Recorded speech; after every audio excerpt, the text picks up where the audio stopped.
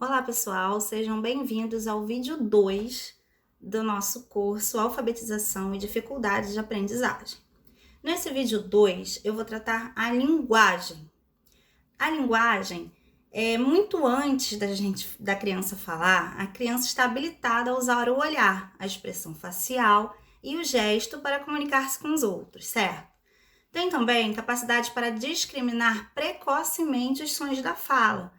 Então, ela percebe quando a mãe ou algum familiar fala de forma mais agitada, fala de forma mais calma, ela percebe o ritmo da voz da pessoa, ela percebe quando é uma musiquinha, ela percebe quando a pessoa está conversando com ela, está sorrindo e conversando, ela percebe que está tudo bem. Se a pessoa estiver falando com uma expressão facial muito brava, falando alto, brigando, a criança também percebe, certo?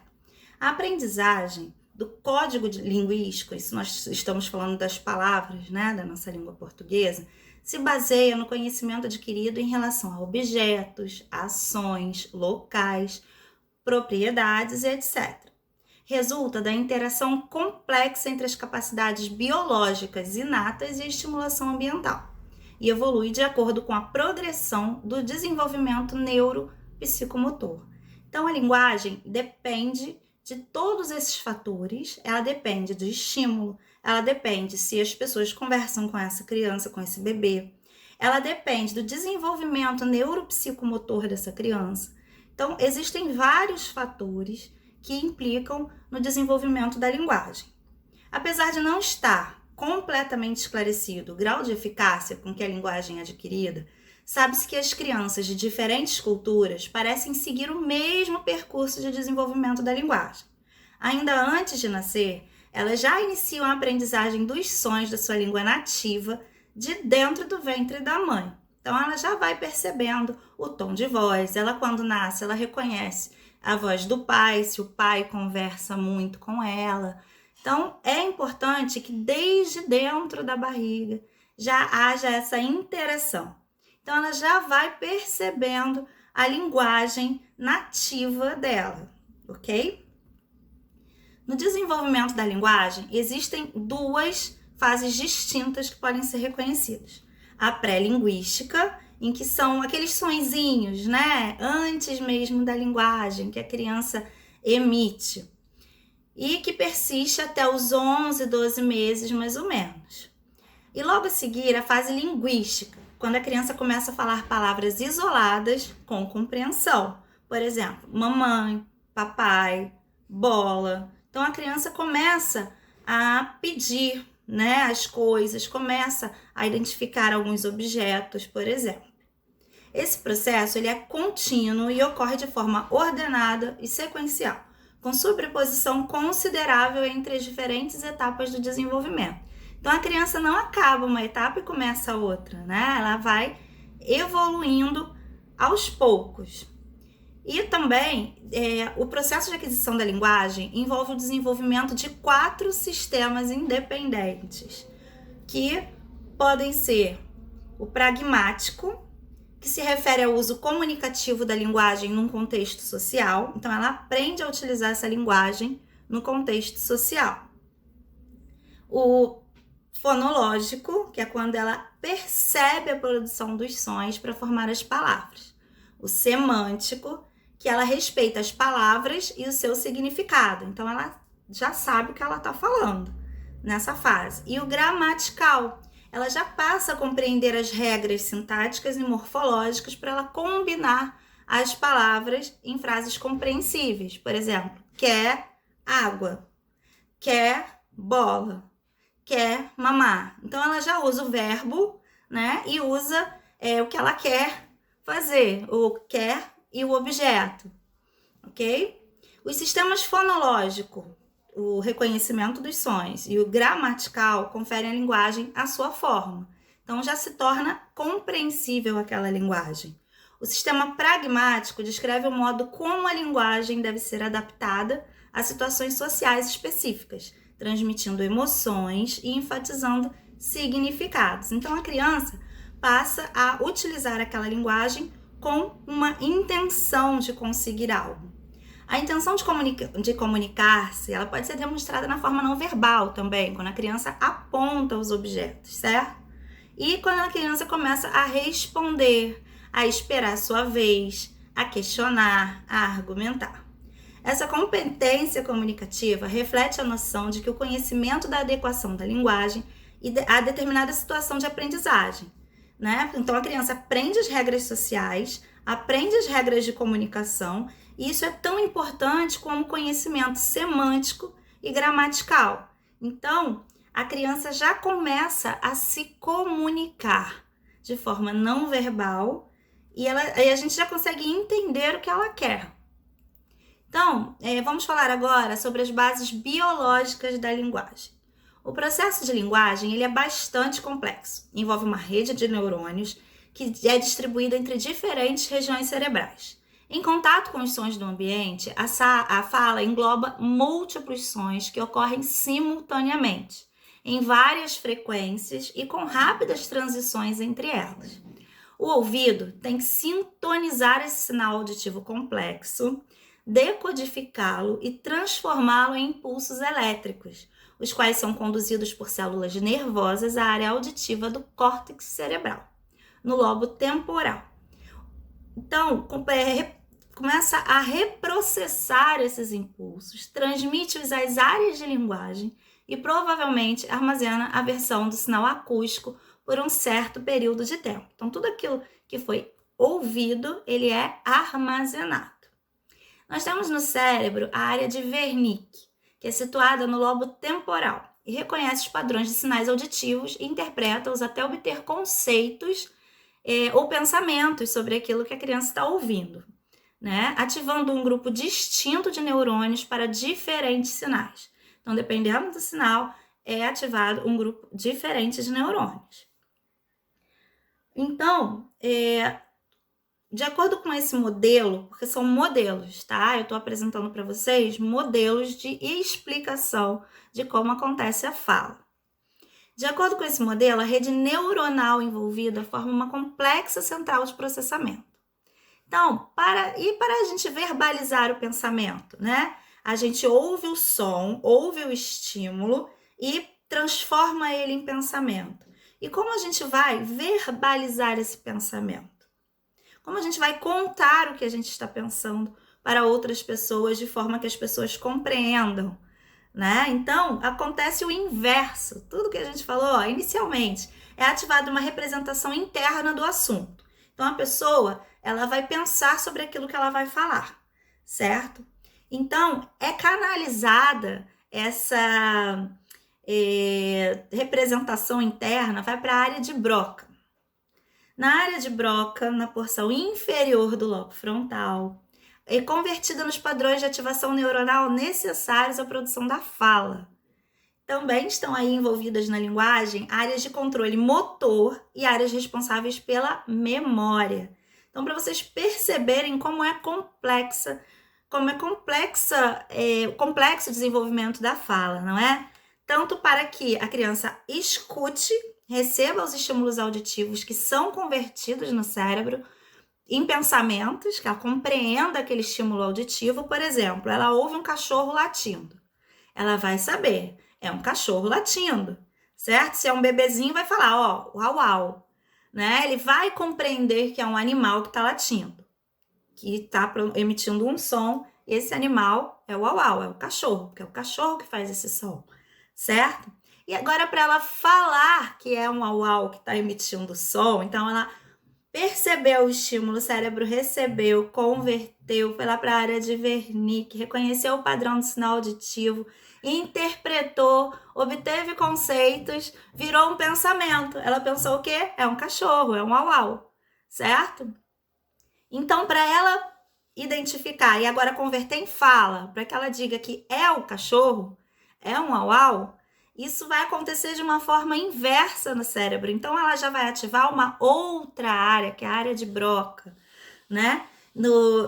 Na porção inferior do lobo frontal. E aí vai ativar os neurônios de forma que ele consiga reproduzir uma fala. Então, ela vai falar, ela ouviu o sinal, é um cachorro, um pensamento, vai transmitir, É um au-au, ó, o au-au, né? Então, isso é bem complexo. Então, o cérebro, gente, é um órgão dinâmico que ele se adapta constantemente a novas informações. Como resultado, as áreas envolvidas na linguagem de um adulto podem não ser as mesmas envolvidas na criança. E é possível que algumas zonas do cérebro sejam usadas apenas durante o período de desenvolvimento da linguagem. Então, são estudos que estão sendo feitos para eles conseguirem saber onde é desenvolvida a linguagem.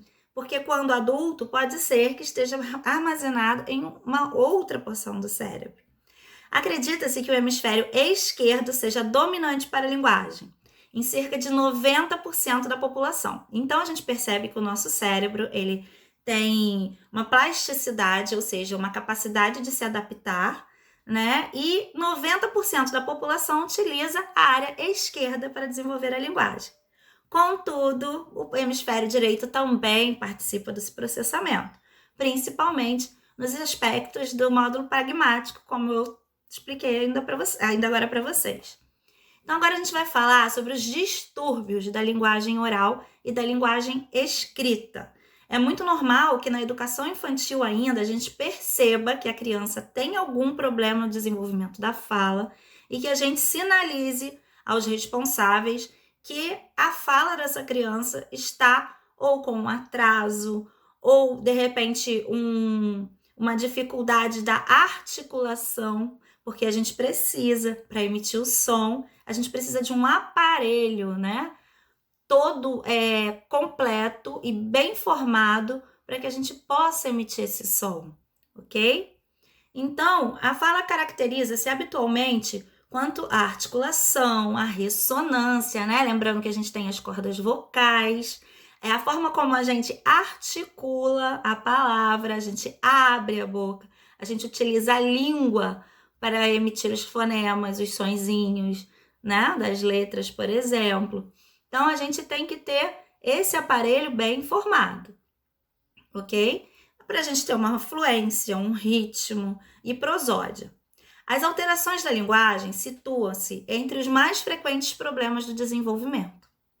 Ele atinge de 3 a 15% das crianças e podem ser classificados em atraso, dissociação ou até mesmo um desvio. Então, gente, para a gente tentar compreender as dificuldades de linguagem e aprendizagem, para a gente conseguir comparar uma com a outra, a gente pode perceber que envolve diversos fatores orgânicos, intelectuais, cognitivos e emocionais. Então, a estrutura familiar interfere muito no desenvolvimento da fala. Então, pode acontecer uma inter-relação de todos esses fatores concomitantemente, tá? Sabe-se que as dificuldades de aprendizagem também podem ocorrer em concomitância com outras condições desfavoráveis. Um retardo mental, um distúrbio emocional, problemas sensório-motores, ou ainda ser acentuadas por influências externas, como, por exemplo, diferenças culturais, instrução insuficiente ou inapropriada, que faz com que a fala seja atrasada, né? Ela tenha um desvio e que prejudique também no desenvolvimento da aprendizagem da criança. Por exemplo, existe um fator que eu, na minha anamnese, né, de neuropsicopedagoga, eu sempre pergunto se a criança já teve epilepsia, né? E a epilepsia, as crises convulsivas, elas promovem as descargas eletroencefálicas. Então, o que acontece, né? Existe um grande estímulo no cérebro, nossos neurônios se comunicam através de eletricidade, né? Eles mandam a informação eletricidade de um neurônio para o outro. E o que acontece, né? A gente pode perceber que as crianças que tiveram a epilepsia, de acordo com estudos, elas podem apresentar disfasia do desenvolvimento associada à epilepsia. Ela pode apresentar uma alteração transitória da função cognitiva devido a esses grandes estímulos elétricos, né? Que o cérebro, é como se o cérebro recebesse um choque e com isso ele ficasse com sequelas, tá? Então é muito importante a gente procurar saber se a criança já teve epilepsia. Então, quando a gente percebe que ela tem uma alteração na fala, uma alteração na aprendizagem, esse é importante, tá? Mas, assim, só para a gente conhecer mesmo o histórico daquela criança e não fazer uma ideia errada daquela dificuldade, tá? Então, ela acaba fazendo com que haja uma deteriorização da linguagem, né? A epilepsia, associada a crises ou atividades anormais do cérebro, tá? Então, isso pode ser facilmente confundido com o autismo ou uma deficiência auditiva. Então, normalmente a gente também pergunta para a mãe, né? Ele tem algum problema de audição? Quando as pessoas chamam, ele ouve, ou às vezes na escola a gente chama aquela criança e ela não ouve, dá a impressão que ela está fingindo que não está ouvindo, né? Então, ou a gente pode achar até que ela é autista, né? Ela está ouvindo, porém ela não está respondendo. E isso pode ter acontecido por uma epilepsia, tá? Então, gente, pode levar a alterações também de comportamento, que podem também ser confundidos com traços autistas, tá bom? Por isso, a gente deve ter muita atenção. Qualquer criança que apresente regressão da linguagem. Vamos supor que a mãe tenha falado, meu filho até os 3 anos ele falava, de repente ele parou de falar. De repente como, mãe? Ele teve algum ataque epilético, né? Ele tem epilepsia, porque tudo isso é muito importante, tá? Até mesmo para auxiliar os médicos num laudo, num diagnóstico compatível com aquela criança, tá bom? E aí ela precisa ser encaminhada para o tratamento adequado, normalmente com fonoaudiólogo, psicólogo, né? Então, gente, a produção da fala, ela pode ser considerada adequada ou não, de acordo com a idade daquela criança. Para avaliá-la, é necessário levar em conta os aspectos cognitivos e emocionais do desenvolvimento.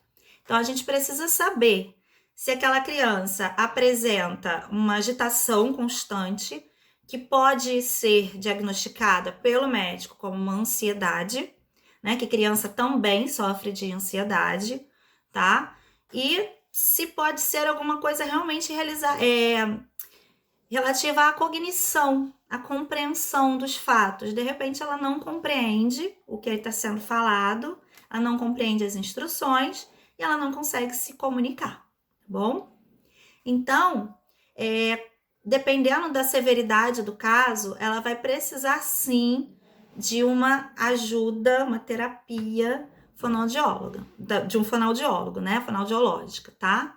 Então, a gente sabe que os cientistas, né, pelo menos com os seus estudos, sabe que a estimulação precoce da linguagem pode prevenir distúrbios de aprendizagem. Então, a linguagem está diretamente ligada à aprendizagem por conta daquele caminho todo que eu falei para vocês que acontece no cérebro, né? De ouvir o estímulo, converter o estímulo em pensamento, o estímulo sonoro em pensamento, e do pensamento converter esse estímulo na linguagem, né? A criança poder se expressar e dizer o que ela ouviu, tá?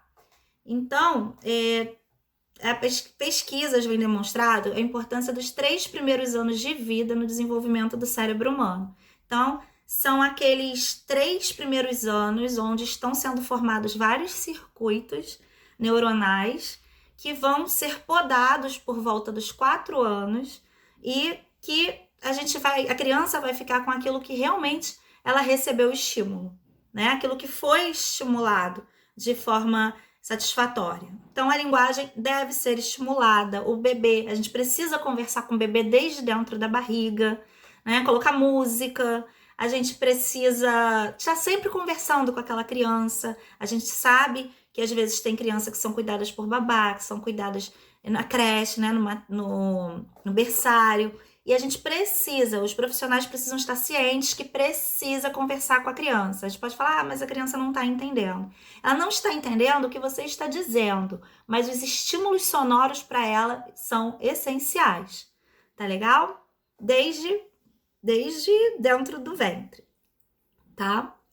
Então, o desenvolvimento da linguagem, né, acaba sendo uma responsabilidade muito grande da família e também da escola.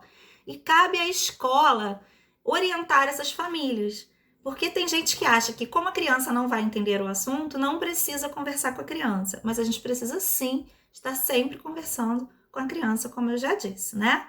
Isso também vai implicar no desenvolvimento da aprendizagem dessa criança, tá? Então, existem várias terapias da fala, tá? Que você é abordado com objetivo fonético e fonológico, a terapia de voz para as disfonias, a terapia de motricidade oral, por exemplo, a criança que tem um distúrbio de alimentação, de respiração, de imobilidade dos órgãos, né, fonoarticulatórios, o maxilar, a mandíbula, a língua, as cordas vocais. Então, essa criança vai ser estimulada desde bem pequenininha, tá bom? Então, e também tem terapia de linguagem oral, né? Onde a gente trabalha a expressão ou a recepção de linguagem. Então, a gente vai falar com aquela criança e vai observar a forma que ela responde. A gente não, né? No caso, o fonoaudiólogo vai trabalhar dessa forma com a criança, tá? E também a terapia de linguagem escrita para os maiores, as dislexias, as desortografias e as disgrafias, tá? Todas as atividades de estimulação dentro da terapia fonológica infantil devem ser realizadas de forma lúdica. A gente pode trabalhar? Sim, a gente pode trabalhar algumas coisas na escola, a gente pode imitar o som dos animais, a gente pode perceber se a criança compreendeu qual é o animal que faz aquele som. Por incrível que pareça, existem crianças que entram na escola e não conhecem o som dos animais, né? Isso não é passado por ela desde pequenininha. Contagem, o ritmo da contagem, que a gente vai 1, 2, 3, 4. O ritmo é muito importante. As musiquinhas que a gente trabalha na escola, borboletinha, tá na cozinha. Então, todos esses ritmos, as rimas, tudo isso é muito importante para a criança, tá? Jogos e brincadeiras também são muito importantes, para que elas percebam regras, para que elas tenham prazer nas técnicas, porque tem criança, tem adulto até, né, que é averso a qualquer tipo de regra. E isso é importante, inclusive, para a aprendizagem. A gente tem que observar as regras, a gente precisa relembrar essas regras, exercícios de memória, jogo de memória, falar com a criança, quando a criança está brincando, quando o bebê está brincando, a gente falar. Eu tenho até um vídeo no meu Instagram com a minha netinha, quando ela tinha, eu acho que uns 9 meses, que eu jogava bola para ela e eu falava, é uma bola, e ela falava, bó. Ela me devolvia a bola, eu jogava a bola e ela entendia que era um jogo de devolver a bola, né? Quem tiver curiosidade, tá lá no Moni_Miller_NPP, que é o meu Instagram, tá bom? Então, é recomendável, né, que a gente possa envolver a família, querer saber qual é o trabalho que está sendo feito no fonoaudiólogo, para que a gente possa também estimular essas crianças, tá? Então, para que a criança comece a querer se comunicar, ela precisa se sentir motivada para isso, né? Para a criança querer aprender a ler, querer aprender a escrever, ela precisa estar motivada. Então, o ser humano trabalha com a motivação intrínseca, que é aquela que vem de dentro da gente, e extrínseca, que é aquela que vem do ambiente. Então, é muito importante que a gente estimule essa criança para que ela queira se comunicar. Quando a criança já passou da idade de apontar para os objetos e pedir, ou ela se recusa a falar o nome do objeto, faz gestos, a gente precisa perguntar o que você quer, né? A criança vai, de repente, dizer aba, aga, né? Quando ela quer água. Então, a gente precisa estar estimulando essa comunicação. Às vezes, tem mães que acham muito mais rápido já compreender o que a criança, às vezes, nem pede, né? E a mãe ou a professora já está correndo para dar o que a criança quer. Que entendeu o que a criança quer, mas não fez com que a criança se explicasse, né? Falasse, se comunicasse. Então, vocês percebem que essa transformação no pensamento que acontece no cérebro, do pensamento para a fala, é muito importante para o desenvolvimento da criança, tá legal? Então, falando agora da aprendizagem, tá? Do ponto de vista do construtivismo, então agora eu vou abordar o construtivismo. A aprendizagem é uma construção, é uma ação, é uma tomada de consciência da ordenação das ações. Então, até para você falar, você precisa ordenar seu pensamento, né? E por isso é aprendizagem, tá? O aluno irá construir seu conhecimento através de uma história individual já percorrida. Então, por isso, na escola, a gente parte do eu, do aluno, né? Quem sou eu, o que eu faço, quem é a minha família, qual é o meu nome. Então, a gente sempre parte do individual para o coletivo, tá? Então, ele vai aprender, além de ser exposto ao conteúdo necessário para o seu aprendizado. Então, ele precisa, além da história individual já percorrida, ele precisa estar exposto ao conteúdo, ele precisa ser estimulado. Criança que não é estimulada, a gente não pode dizer que ela não aprende, né? Falta estímulo.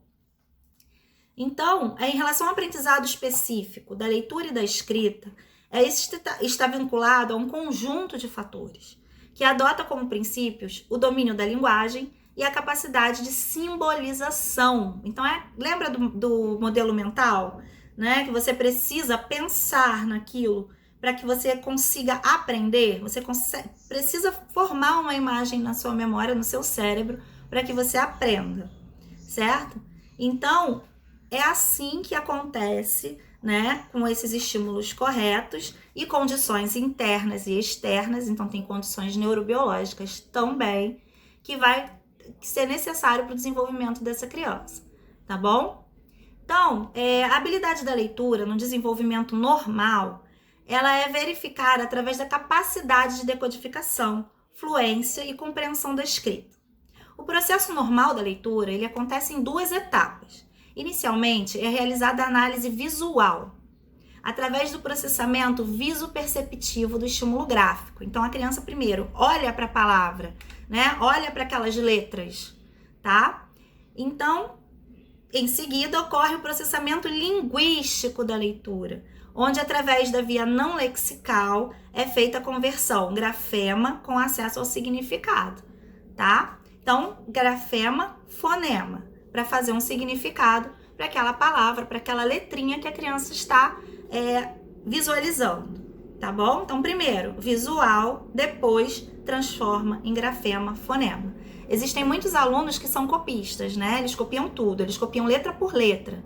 Ou eles têm uma boa memória visual, então eles olham a palavra e copiam, mas eles não pensam no fonema, né? Então, isso também a gente precisa ficar ligado. Você leu a palavra? Eu tenho alunos de 4º e 5º ano que têm essa dificuldade ao copiar do quadro. Eles copiam letra por letra. São aquelas crianças que ficam para trás, são as últimas a copiar, porque elas não veem o significado na palavra, né? Elas leem os grafemas, ela lê o código grafado, ok? Então, ela precisa descobrir que há letras que não representam também o som da fala, no caso do H, né? A gente vai ler hora. Então, existem regras na nossa língua, por isso a importância de apresentar as regras anteriormente para as crianças, antecipadamente para as crianças, para que elas compreendam que é uma regra, né? Para que elas consigam pensar dessa forma, que elas precisam criar um mapa mental de que há letras que a gente não fala, nem toda letrinha a gente fala, tá? Então, isso também pode causar uma grande confusão na cabeça da criança, né? E é necessária a conscientização da estrutura fonêmica da linguagem. Então, a gente precisa aprender a decompor as palavras, a separar as palavras em pedacinhos, e das unidades auditivas que são representadas por diferentes grafemas, né? Então, a gente precisa entender que aquilo que a gente ouve e aquilo que a gente fala também é desenhado, é um grafema. A gente vai grafar, que é a letra em si, o signo, né? Então, quando a gente percebe essas alterações no processo da aprendizagem da linguagem oral, a gente percebe também que posteriormente há dificuldade da aprendizagem da leitura e da escrita. Então, da mesma forma, ao se identificar os fatores que antecedem as dificuldades de leitura e escrita, surgem questionamentos a respeito das dificuldades de aprendizado da linguagem. Então, a gente já percebe que a criança apresenta uma dificuldade de linguagem, né? E a gente, quando vai analisar, a gente percebe que ela também não consegue escrever. Então, a gente fala, será que ela escreve do jeito que ela ouve? Será que há alguma disfunção nesse processo de conversão, né, no córtex, do estímulo auditivo em pensamento? Né? Então, isso são coisas que a gente vai analisar. Na verdade, a gente não vai analisar, a gente vai perceber para a gente colocar num relatório e enviar isso para o profissional, que é o fonoaudiólogo, no caso, para que ele perceba, né, as dificuldades da criança e consiga já agir incisivamente naquilo que ela está apresentando, tá bom? Então, a escola ajuda muito nessa percepção, ajuda muito o profissional, né, o médico, no caso. Então, essas alterações da linguagem oral que existem na infância são as dificuldades fonológicas e não as articulatórias, que podem ocasionar prejuízo no aprendizado posterior da leitura e da escrita. Então, às vezes, a criança tem uma dificuldadezinha de articular a palavra, né? Ela pode ser que ela já realmente tem uma dificuldade de articulação, mas na hora dela escrever, de repente, a língua, né? Ela pode ter o freio curto da língua e ela não consiga movimentar a língua como precisa. Ela tem alguma dificuldade para abrir a boca para o som sair. De repente, ela fala algumas palavrinhas de uma forma diferente que a gente considera errada, né? Mas às vezes ela escuta bem e ela escreve bem. O problema dela é só na hora de falar, por conta de articulação. Então, com isso, ela não vai ter problema de aprendizagem, tá legal? Mas, então, o que ocorre mesmo, o que dá realmente o problema posteriormente da leitura e da escrita, não é a articulação, e sim a forma que a criança ouve e processa o som dessas palavras, tá bom? Então, a gente precisa também levar em conta que existe uma combinação dos fenômenos biológicos e dos fenômenos ambientais no aprendizado da linguagem escrita, envolvendo a integridade motora, a integridade sensório-perceptual e a integridade socioemocional também, né? Que são possibilidades reais que o meio oferece em termos de quantidade, qualidade e frequência dos estímulos. Então, o socioemocional é aquela interação com o outro. Criança que tem irmãos mais velhos normalmente se desenvolve mais rápido. Criança que vai para a escola cedo se desenvolve mais rápido, né? Então, a gente precisa estar atento aos estímulos que a gente dá para as crianças pequenas, para que ela possa também ter ali a possibilidade de conhecer e de desenvolver a sua aprendizagem, tá? Então, gente, a gente vai falar um pouquinho sobre a dislexia, tá? Que existem 2 tipos de dislexia. Depois a gente vai voltar a falar na dislexia, porque é o mais comum, né, dos transtornos de aprendizagem, tá? Vamos lembrar aqui que dificuldade de aprendizagem é aquela dificuldade que é temporária, tá? A gente resolve. A criança apresenta dificuldade, porém, com o tratamento correto, a gente consegue desenvolver. E no caso da dislexia, né, que é para sempre, a gente chama de transtorno, tá bom? Então, para falar da dislexia, hoje na live, eu aguardo vocês para que a gente faça um debate sobre a dislexia. Combinado? Até lá, tchau, tchau!